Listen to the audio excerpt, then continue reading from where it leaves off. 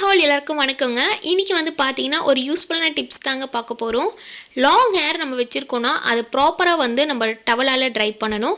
நிறைய பேர் பார்த்தீங்கன்னா வந்து ஹேர் ட்ரையர் யூஸ் பண்ணுறீங்க. ஹேர் ட்ரையர் யூஸ் பண்ணுறது மூலிமா முடி கொட்ட ஆரம்பிக்கும். ஹேர் ட்ரையர் வந்து ரொம்ப ரெகுலராக நம்ம யூஸ் பண்ணுறோனாலே ஹெவியாக முடி கொட்ட ஆரம்பிக்குங்க. இந்த ப்ரெக்னன்சி டைம் சொல்லவே வேணாம், ரொம்ப ஹேர் லாஸ் ஆகுது. ஸோ இந்த டைம்லேயும் வந்து ஹேரை எப்படி மெயின்டைன் பண்ணுறது, ஹேர் வாஷ் பண்ணால் எப்படி நம்ம டவலால் ட்ரை பண்ணுறதுன்னு தான் சொல்ல போகிறோங்க. இந்த வீடியோ உங்களுக்கு ரொம்ப யூஸ்ஃபுல்லாக இருக்குங்க. இப்போ வாங்க நம்ம வீடியோக்குள்ளே போகலாம். ஃபர்ஸ்ட் ஆஃப் ஆல் பார்த்தீங்கன்னா ஹேர் வாஷ் பண்ணுறதுக்கு முன்னாடி நீங்கள் ஷாம்பு யூஸ் பண்ணுறீங்கன்னா அதுக்கு வந்து அரிசி கழுவுன தண்ணி இல்லைனா அரிசி கொதிக்க வச்ச தண்ணியில் வந்து ஷாம்பு யூஸ் பண்ணுங்கள். அரிசி கழுவுன தண்ணி இல்லைனா அரிசி கஞ்சியில் வந்து தான் ஷாம்பு யூஸ் பண்ணணும். அப்படியே டேரெக்டாக ஷாம்பு வந்து தலைக்கு யூஸ் பண்ணாதீங்க, இதனால் கூட முடி கொட்ட ஆரம்பிக்கும். தலைக்கு வந்து பார்த்தீங்கன்னா நார்மலான வாட்டர் யூஸ் பண்ணுங்கள், ரொம்ப ஹாட் வாட்டர் வந்து யூஸ் பண்ணாதீங்க, இதனால் கூட முடி கொட்ட ஆரம்பிக்கும். இந்த ப்ரெக்னன்சி ஸ்டார்ட் பண்ண டேலேருந்து பார்த்தீங்கன்னா ஹேர் ஃபால்க்கு வந்து கொஞ்சம் அதிகமாக தான் இருக்குது. பட் அந்த டைமும் பார்த்தீங்கன்னா நம்ம ஹேரை வந்து ரொம்ப சூப்பராக மெயின்டைன் பண்ணணும், இல்லைனா இருக்கிற முடியும் கொட்டிடுங்க. ஹேர் வாஷ் பண்ணதுக்கப்புறமா தலையில் டவல் வந்து ஒரு 5 to 10 மினிட்ஸ் கிட்ட அப்படியே வந்து கட்டிடுங்க. இந்த ஈரப்பதம் கொஞ்சம் வந்து அந்த டவலில் இழுக்கும். டவல் வந்து மோஸ்ட்லி வந்து காட்டன் டவலாக யூஸ் பண்ணுங்கள். 10 நிமிஷம் டவல் அப்படியே வந்து சுற்றி விட்டுட்டு அதுக்கப்புறமா எடுத்து தான் வந்து தனியாக முடியை வந்து 2 பக்கமாக பகுந்து கொஞ்சமாக முடியில் வந்து லைட்டாக வந்து பின்னாடியெல்லாம் தண்ணியாக தான் இருக்கும். ஸோ அதை வந்து நம்ம டவலாலேயே துடைக்கணும். அதே மாதிரி பின்னாடியும் பார்த்தீங்கன்னா நிறைய தண்ணி இருக்குங்க. ஸோ அதையும் வந்து லைட்டாக டவலாலேயே வந்து தொடச்சி எடுக்கணும். இதுக்காக வந்து பார்த்தீங்கன்னா நிறைய பேர் வந்து ஹேர் ட்ரையர் யூஸ் பண்ணுறீங்க. ஏன்னா வந்து ஹேர் ட்ரையர் யூஸ் பண்ணுறது வந்து டக்குன்னு முடி காயும். ஆனால் முடி வந்து நீங்கள் ஹேர் ட்ரையர் யூஸ் பண்ணும்போது ரொம்ப ட்ரை ஆகிடும்.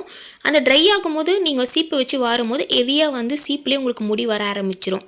ஸோ அந்த ரீசனால் பார்த்தீங்கன்னா உங்களுக்கு முடி ரொம்ப ட்ரை ஆகிடும். நீங்கள் ஆயில் யூஸ் பண்ணாலுமே முடி ட்ரையாக தான் இருக்கும்.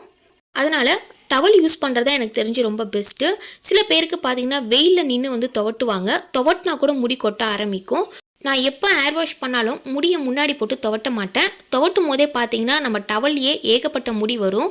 ஸோ அதனால் வந்து துவட்டாதீங்க. நான் பண்ணுற மாதிரியே நீங்கள் பண்ணிங்கன்னா முடி வந்து கரெக்டாக மெயின்டைன் பண்ண முடியும். வீக்லி ட்வைஸ் இல்லைனா ஒன்ஸ் வந்து ஹேர் வாஷ் பண்ணுங்கள், அது ரொம்ப ரொம்ப முக்கியம். அதுக்கு முன்னாடி நீங்கள் ஹேர் பேக் யூஸ் பண்ணலாம். ஸோ ஹேர் ஆயில் யூஸ் பண்ணணும். ஸோ இதெல்லாம் வந்து கண்டினியூவாக நீங்கள் மெயின்டைன் பண்ணணும். முடியை 2ஆக வகுத்துட்டு கையால் வந்து கோதி எடுக்கணும். ஸோ சீப்பு வந்து யூஸ் பண்ணக்கூடாது. சீப்பு எப்போ யூஸ் பண்ணணும்னா முடியோட ஈரப்பதம் கொஞ்சம் போனதுக்கு அப்புறமா தான் நம்ம சீப்பே யூஸ் பண்ணணும். முன்னாடியே சீப்பு யூஸ் பண்ணாதீங்க. ஃபஸ்ட்டு வந்து பார்த்தீங்கன்னா டவலால் அங்கே இங்கே தொடச்சி ஈரத்தெல்லாம் முதல்ல எடுத்துடணும். தனித்தனியாக பார்த்தீங்கன்னா கைகளாலேயே வந்து அந்த சிக்கை எடுத்து விடணும். முதலையே சீப்பு யூஸ் பண்ணக்கூடாது.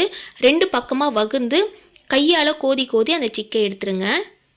சிக்கி எடுத்ததுக்கப்புறமா முடி கொஞ்சம் காற்றுல ஆறுனதுக்கு அப்புறமா தான் நம்ம சீப்பு யூஸ் பண்ணணும். சீப்பு வந்து பெரிய பல் இருக்குது பார்த்தீங்களா, அந்த சீப்பு தான் யூஸ் பண்ணணும். நம்ம நார்மலாக தலைக்கு யூஸ் பண்ணுற சீப்பை யூஸ் பண்ணக்கூடாதுங்க. பெரிய பல் இருக்க சீப்பு தான் யூஸ் பண்ணணும். அதிலே வந்து பெரிய பல் இருக்கும். ஸோ அந்த சைடு தான் வந்து நம்ம தலைவாரி யூஸ் பண்ணணும். சீப்பு வந்து வாரும் போது மேலேருந்து கீழே வரைக்கும் போய் சிக்கு உடைக்கக்கூடாது. மேலேருந்து இங்கே வரைக்கும் சிக்கு இருந்துச்சுன்னா அந்த இடத்த கைகளால் பிடிச்சிக்கிட்டு ஸோ கீழே சிக்கு உடச்சி முடிச்சதுக்கப்புறமா தான் மேலேருந்து கொண்டு வந்து உடைக்கணும். ஸோ நான் இப்போ உடச்சி காட்டுறேன் பாருங்கள். இப்போ இந்த இடத்த பிடிச்சிட்டு இங்கே சிக்கு இருக்குது. ஸோ அந்த இடத்த மேலே பிடிச்சிட்டு இப்படியே சிக்கு உடச்சோன்னா முடி கொட்டாது. நிறைய பேர் என்ன பண்ணுவீங்கன்னா அப்படியே கொண்டு வந்து சீப்பால் இழுத்து வந்து சிக்கை உடைப்பீங்க. அப்படி நீங்கள் இழுத்து உடைக்கும் போது முடியும் டேமேஜ் ஆகும். சீப்பில் வந்து பார்த்தீங்கன்னா நிறைய முடி வரும். அது மட்டும் இல்லாமல் ஹெவியாக ஹேர்ஃபால் ஆகும். ஸோ அதனால் முடியை வந்து ப்ராப்பராக மெயின்டைன் பண்ணுறதுக்கு இந்த மாதிரியான மெத்தடை நீங்கள் ஃபாலோ பண்ணுங்கள். அதே மாதிரி பார்த்தீங்கன்னா 2 சைடுமே வந்து சீப்பு வச்சு சிக்கி எடுக்கிறேன். சிக்கி எடுக்கும் போது மேலேருந்து கொண்டு வந்து சிக்கி இந்த இடத்துல இருக்குன்னா அந்த இடத்த நல்லா டைட்டாக பிடிச்சிட்டு கீழேருந்து சிக்கி எடுத்துகிட்டு போங்க. இப்படி பண்ணிங்கன்னா முடி கொட்டாதுங்க. மெயினாக ஹேரை வந்து மெயின்டைன் பண்ணுறதுக்கு வந்து வீக்லி பார்த்தீங்கன்னா 3லேருந்து 4 வாட்டியாவது ஹேர் ஆயில் யூஸ் பண்ணணும். ஹேர் ஆயிலே நான் யூஸ் பண்ண மாட்டேன், எப்படியோ வீக்லி ஒன்ஸ் தான் ஹேர் வாஷ் பண்ணி சிக்கு உடைப்பேன் அப்படின்னா கூட உங்களுக்கு முடி கொட்ட ஆரம்பிக்கும். ஹேர் ஆயில் யூஸ் பண்ணுறீங்கன்னா ரொம்பலாம் நீங்கள் யூஸ் பண்ணணும்னு அவசியம் இல்லை. லைட்டாக வந்து பார்த்தீங்கன்னா உங்களோட பாடி ஹீட்டை குறைக்கிறதுக்காக தான் இந்த ஹேர் ஆயில் யூஸ் பண்ண சொல்கிறேன். நீங்கள் எந்த ஆயில் வேணாலும் நீங்கள் யூஸ் பண்ணிக்கலாங்க. கோகனட் ஆயில் கூட நீங்கள் யூஸ் பண்ணிக்கலாம். பட் வீக்லி வந்து நீங்கள் வெளியே போகிறீங்கன்னா ஹேர் ஆயில் யூஸ் பண்ணாமல் போகாதீங்க. ஸோ ஹேர் ஆயில் யூஸ் பண்ணாமல் ரொம்ப ட்ரையாக இருந்துச்சுனாலே முடி ரொம்ப டேமேஜ் ஆக ஆரம்பிக்கும்.